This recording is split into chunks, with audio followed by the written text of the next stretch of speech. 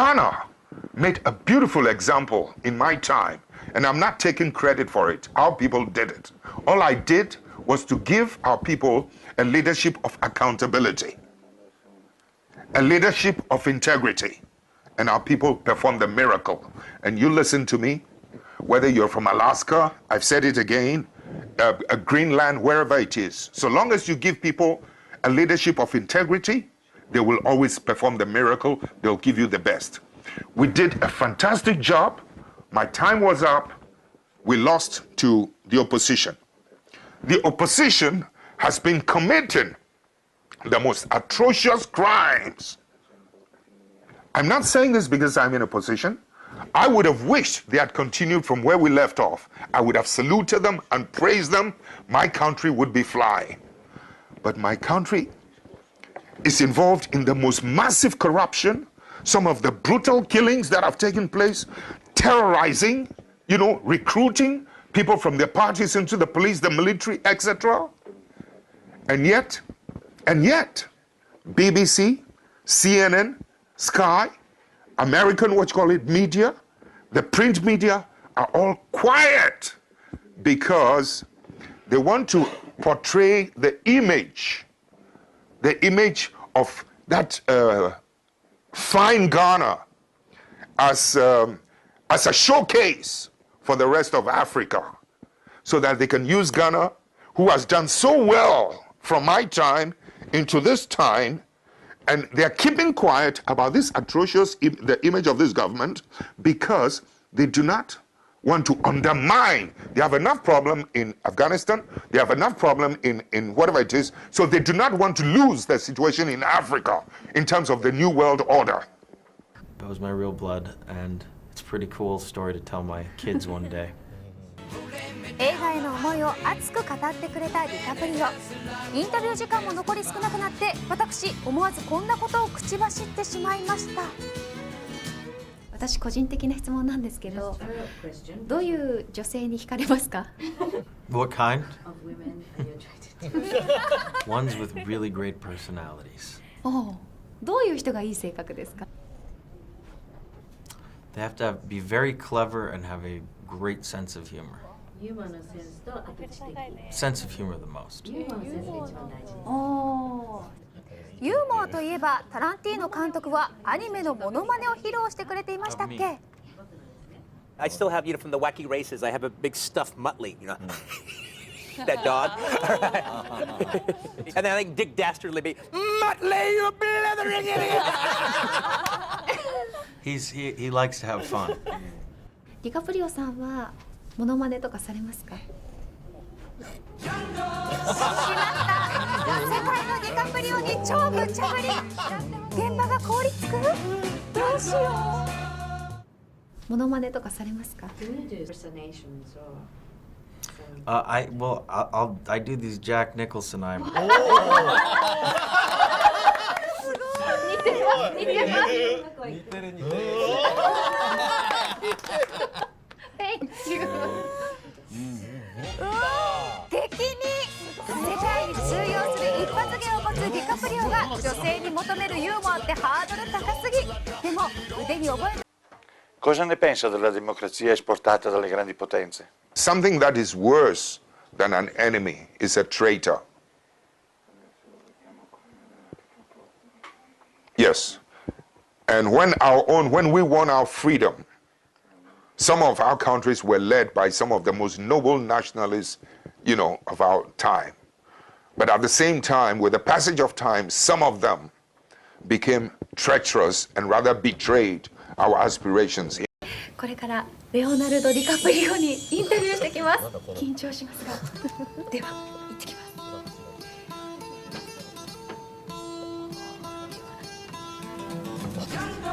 Hi, Leo. Nice to meet you. My name is Ayako Kato. Nice to meet you. Call me Ayako. Ayako. とはいえ、見る者すべての心をわしづかみにするあっぱれなほどの悪役っぷり。このシーンでは実際にガラスで怪我をしながら演技を続けていました。その傷ってあります？ There's a scar there, yes. これ？ That one, yeah. That's it. 生命線近くにありました。 Yeah, it's connected to my lifeline. I had to get stitches there, though. じゃあ結構な量が出たんですね。A lot of blood. The whole table was red. That's what you didn't see. In effect, what I'm trying to say is that as bad as an enemy can be, I think something worse than an enemy is a traitor. We've ended up evolving in the process of trying to modernize. We've ended up being westernized to the point where, as I sit here before you, when I wanted to even name my children African names, heroic names, I'm a Catholic. The Catholic Church, or that character, back at home, said, no, I cannot. They'll have to be Catholic names. I mean, those Catholic names are European names. I went through an argument with this priest, and I said, listen, I have a right to my identity. Don't take away my identity. Okay? I mean, Christianize me if you may, but don't westernize me.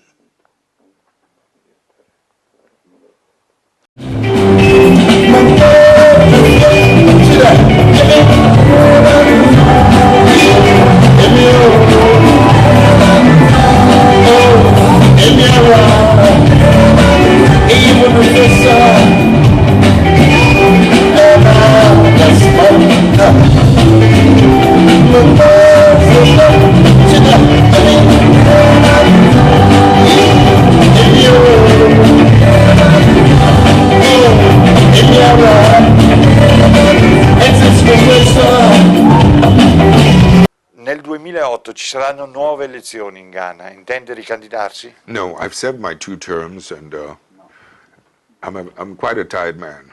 I think I'm helping my party, but I have finally taken the advice of my colleagues to set up an NGO, a foundation, and I'm looking around for some really good people, because we need to take the word around that, democracy can only take root if we show the appropriate respect to the people, put confidence in our people, and not only that, but the most important thing is to empower the people, not take their power. Too often, in some parts of the world, we remove the power of the people into ourselves. I want to repeat it. I've said it, and I'm saying it again. We must learn to empower people. The point is that NEPAD is a new principle in African Union. It says ownership of the political situation, accountability and transparency. We survived as long as we did on education, respect, accountability, transparency, and love. In other words, we did not leave our people out of anything. And you know something? The important thing is that when you take education seriously, conscientization, and you share information, you don't mystify, you demystify, you share information with your people. When you go wrong, they will never blame you because they were part of it. But when you disempower them and you have to dictate to them all the time what, this, etc., etc., when you go wrong, they blame you all the time. You understand what I'm saying? And yet, if democracy has any value, besides, we're going through trying times. There is no reason to leave out your people. Because our people, please, our people, whether they're Africans, Alaskans, Italians, Americans, there is very little difference between us. Fundamental difference is very small. They just have to have an understanding. My citizens cannot speak Italian. If you want to communicate with my people in Italian, you might think you're stupid. Chief, if you could speak the language of my people who have not even been to school, and try to listen to their wisdom, you'll be impressed. The man who led West Africa to freedom. History Channel International travels the globe to let you experience the world before us. On March 6, 1957, Great Britain surrendered control of its prosperous Gold Coast colony to the men and women whose families had lived there for centuries. Thus was born the new nation of Ghana. The dreams of its people then fell on the shoulders of the new Prime Minister, Kwame Nkrumah. On a recent trip to Ghana, we discovered the mixed legacy left by this freedom fighter. Simili in Africa, ha voluto subito elezioni democratiche. Come ci spiega questo? No, there are two dimensions of this thing. The first taking of power was not a question of taking of power. It was an attempt to contain the possibility of an explosion, okay? In those days, people who lived before the independence lived under pressure. But Ghanaians were soon gaining solidarity and claiming more and more autonomy. In 1951, they elected Kwame Nkrumah to the central seat in their political assembly. He was in jail for nonviolent protest at the time. By 1960, he would be the first president of an independent African nation. After the independence, the Ghanaians started having the joy within themselves that now Ghana is our motherland. So it's our home, and we can do anything we like in it.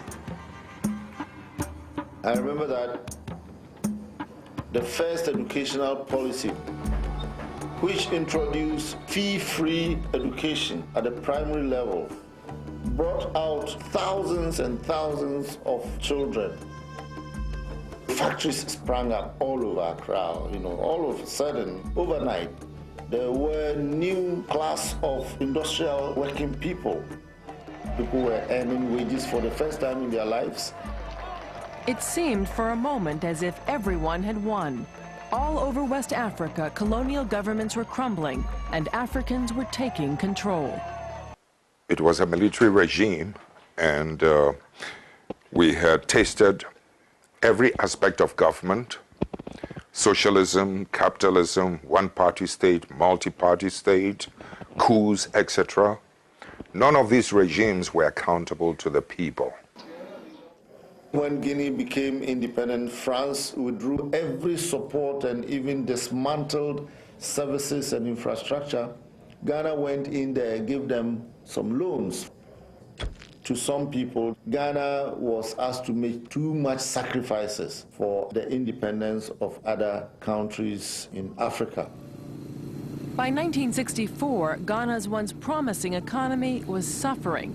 As the tide began to turn against Nkrumah, he began to use dictatorial tactics, taking over control of the country's newspapers and radio stations and declaring himself president for life. He promises of improving human rights record. But when he was in power, those things were not fulfilled. And when the people demand for it, then it's like a crime against the government. So they may be imprisoned and some were even executed. As Kwame Nkrumah's reign became unbearable, his opponents moved against him, orchestrating a coup d'etat while he was out of the country on a diplomatic mission. By the time the coup d'etat came, this country was fed up with him. The country had grown disillusioned with civilian elected governments and everything. The country had grown disillusioned with generals who came to save us. And now the situation was ready for the possibility of an explosion. French Revolution, Russian Revolution, any revolution you've read about, it was a reality in my country. For the first time in Ghana, a group of junior army officers had attempted to pull down a military regime made up of senior army officers. One could say that the abortive attempt had been brought about by extremely compelling factors. The trial of the coup plotters was very revealing. J.J. Rawlings, who boldly owned up as the one person centrally responsible for the attempt, gave cogent and infectiously popular reasons to explain why the attempted coup was justifiable. And it was dangerous because very often in some parts of the world, let's say in my part of the world, for instance, it is not the medium of education, the medium of respect, of merit that is used to govern people, but they use the medium of fear to terrorize the people into a state of subjugation. When you use fear, it degenerates into hatred, and hatred can blow up. People couldn't breathe. People were choked. You couldn't express any views. People were scared of each other. It was really a terrible atmosphere. The successful coup d'etat crushed Nkrumah's regime. Today, however, there is little evidence of Nkrumah's woeful fall from grace. A major boulevard and national museum bear his name. Visiting dignitaries pay tribute to his memory. And ironically, even leaders who opposed him credit Nkrumah with laying the foundation of Ghana's stable republic. We try to have that kind of imagination that when I grow up, I would like to be a politician, I would like to rule like Kwame Nkrumah. This country still survives on that generation of people who had education under Kwame Nkrumah. Kwame Nkrumah is the only name that is meaningful in our history since independence up to today. They were on the verge of now taking over power because the senior officers could not rescue the country, and quite frankly, had they done so, they would have butchered most of the officers because they saw the officers as part of whatever it was. So I want you to understand, we were running through dangerous times by 1979. So in moving in the first time, it was not a coup d'etat. I was trying to prevent a revolt, a mutiny, a revolution, a violent revolution. I tried to be as modest as I could to prevent it, and I ended up being arrested on the 15th of May, 1979. The very thing I was trying to prevent in 1979, a few weeks later, June 4th, 1979, from 15th May, 1979 to June 4th, the country just exploded. And it took us almost, the country was just craving and calling for blood. 3 former heads of state, 6 or 5 generals had to be executed to appease the bloodlust of the country. The military had to pay the price for it in order to prevent, an escalation on the civil front. The civil front was equally angry, but we had to use the military to contain them and to pay the price with the military. In a final moving gesture reflecting their years of friendship, Sékou Touré invited Nkrumah to be co-president of Guinea. From exile in Guinea, Nkrumah watched as African independence was undermined by the politics of the Cold War. Often the result was chaos and bloodshed. Up until his death in 1972, Nkrumah insisted that the only hope in the face of all this was the unity of African nations. We had a multi-party democracy, election in process within 3 months, and we couldn't stop it. We had to let it happen. So within 3 months after the revolt, we were able to hand over, and we withdrew back to barracks, okay? But the difference is that in withdrawing back to barracks, corporals, sergeants, officers had tasted freedom, had tasted justice, what a country must be like. So when we withdrew back to barracks, there was a way in which the new civilian politicians had lost.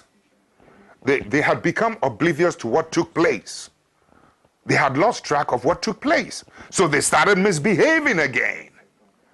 So it was as if, this is not what we asked for. So they were getting ready to move back again.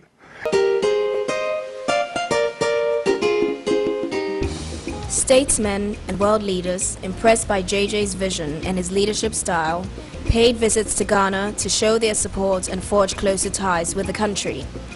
Flight Lieutenant Jerry John Rawlings symbolized the new Africa rising out of post-independence neo-colonialism.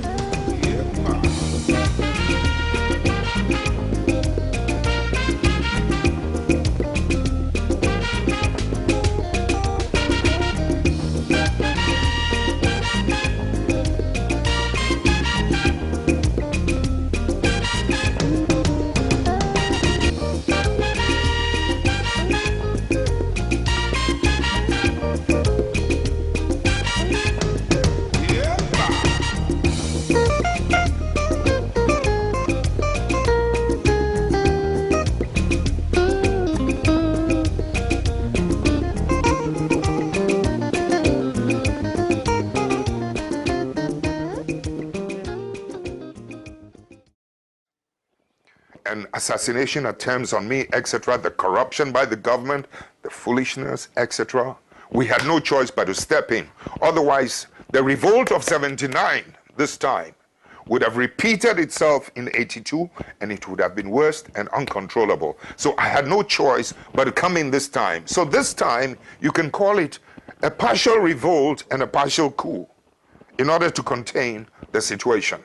So when you're talking about democracy, please, it may mean one thing to you here, but it means something else to some of us where I come from, my continent.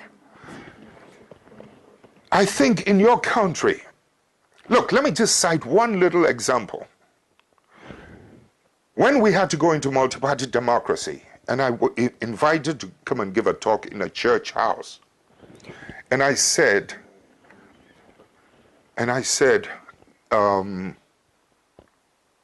something which shocked our people. I said, I did not fear God. So the whole church was quiet and silent and shocked. And then I said, because I love God. Then they all exploded with happiness. So I turned it around and I said, how many of you are not afraid of your bosses at work? Most of you are very terrified and frightened of your bosses at work.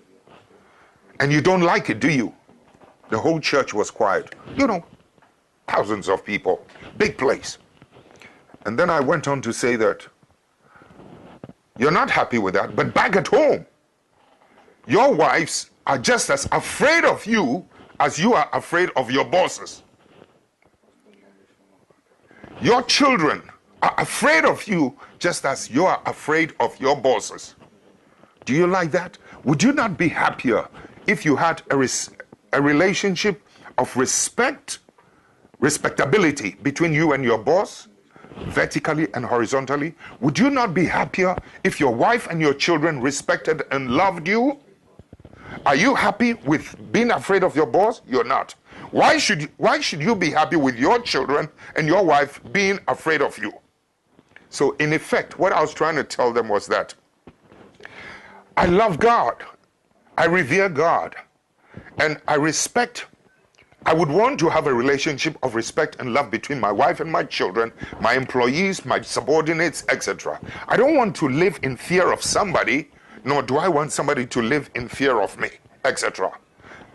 Can you believe that when the election campaign started, intellectuals, politicians were campaigning against me and saying, vote for God-fearing people. Vote for God-fearing people. Don't, as if to say, don't vote for God-loving people.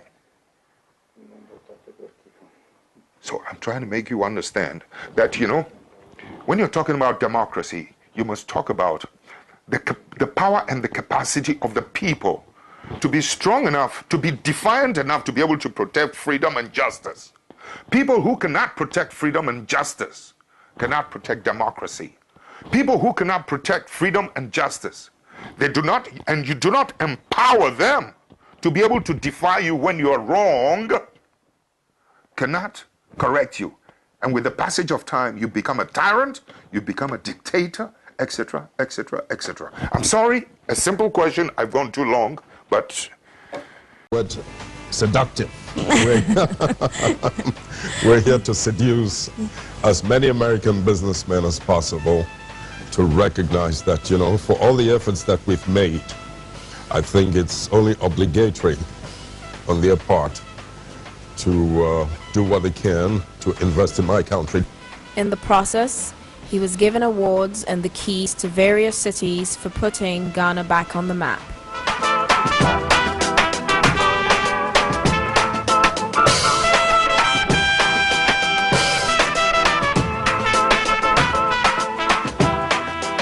Ghanaians who left the country during the economic hardships of the 1970s and early 80s were coming back home to a country they felt proud of.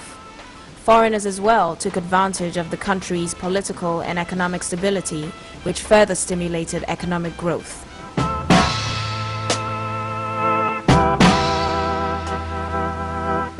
Ghana was once again recognized as the gateway to Africa.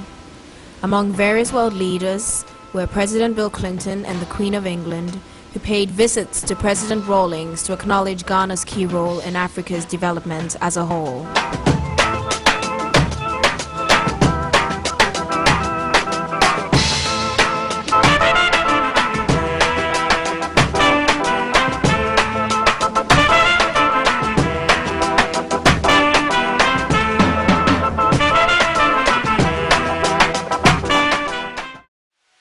In his private life, flying was not just his profession, but also his hobby. His aim was to demystify flying by giving people the opportunity to fly.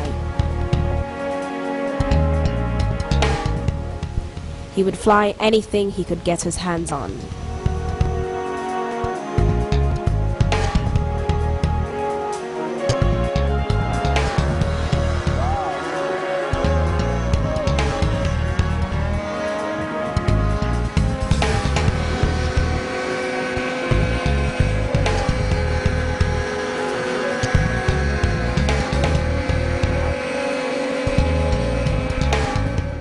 The struggle for Africa's liberation that began with the Founding Fathers was not to be forgotten.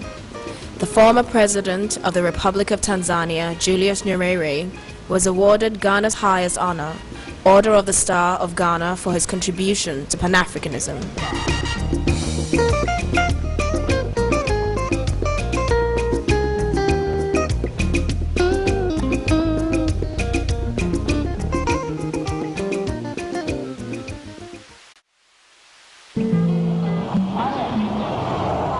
JJ's popularity, like the wind, spread to neighboring African countries, and on his arrival at the 11th summit of the Economic Community of West African States in Lomé, Togo, the crowds of people lined the streets to catch a glimpse of the man who brought back hope to the Ghanaian people.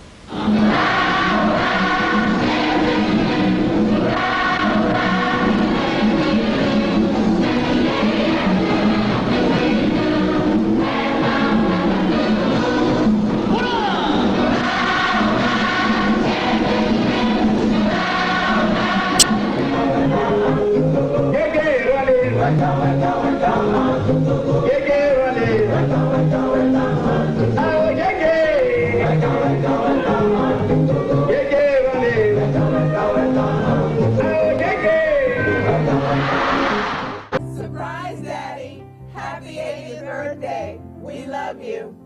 I think my dad passed on to me and to all of his children to really have a sense of who you are and a sense of self.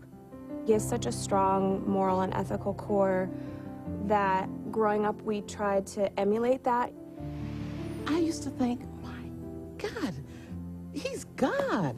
He knows everything. And I was just marveled at him. He always will be amazing to me. One of the fondest memories I have of Daddy was when I was in elementary school and my sister Beverly and I were on the bus and someone had called Beverly a name. The next day, Daddy got on the bus and he looked around at all the kids on the bus and he said, now you know, it's not very nice to call somebody else a name. It hurts their feelings. And it was amazing. They took it as a great learning lesson, and so did I. He has a lot of patience. To have 6 daughters, yeah, you have to have patience. You know? Don't you think, Sidney? Yes, I do. What I've taken from my dad and passed on to my children is the way he disciplined us. His #1 thing is having that discipline in your life in order to grow. He's a great actor, and even though he's 80, he's still up and moving. He should make more movies. Lilies of the Field was the best movie I've ever seen. He actually ran, walked, and climbed downstairs just like me. It's so nice to see our old grandfather on the movie because he's so special and really nice and kind. I love the book, Measure of a Man.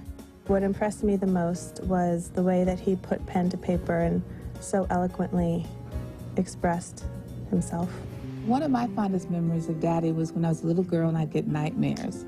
And I'd go and get in the bed with my parents and Daddy would say, just sleep on your stomach and the nightmares will go away and you won't have any anymore. And I did, and I really didn't have any nightmares, and I do that to this day. Papa talks a lot about qualities that are passed down from generation to generation.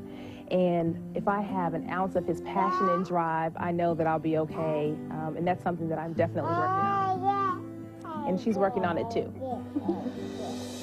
We're so proud of you. We love you. Happy birthday.